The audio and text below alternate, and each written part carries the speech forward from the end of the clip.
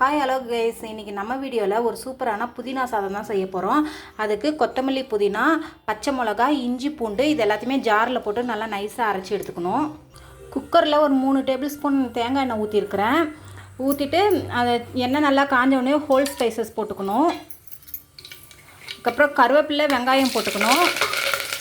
வெங்காயம் வதங்கிறதுக்கு கொஞ்சமாக salt add பண்ணிக்கணும். வெங்காயம் நல்லா இந்த அளவுக்கு ஃப்ரை ஆன உடனே இஞ்சி பூண்டு பேஸ்ட், நம்ம அரைச்சி வச்சுருக்கிற புதினா பேஸ்ட் போட்டு நல்லா மிக்ஸ் பண்ணிக்கணும்.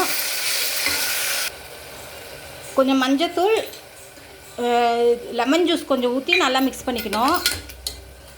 பட்டாணி சுண்டல் ஊற வச்சுருக்கிறேன், அதையும் இதில் போட்டு நல்லா மிக்ஸ் பண்ணிக்கணும். பாருங்கள், நல்லா வதங்கிடுச்சு. இப்போ தேவையான அளவு தண்ணி ஊற்றிக்கணும். தண்ணி நல்லா கொதிக்குது. இப்போ எடுத்து வச்சுருக்கிற அரிசியை போட்டு குக்கர் மூடி போட்டு 3 விசில் விடணும். அவ்வளோதாங்க, சூப்பரான புதினா சாதம் ரெடி ஆயிடுச்சு. இந்த வீடியோ பிடிச்சிருந்துச்சுன்னா லைக் அண்ட் ஷேர் பண்ணிட்டு மறக்காமல் சப்ஸ்கிரைப் பண்ணி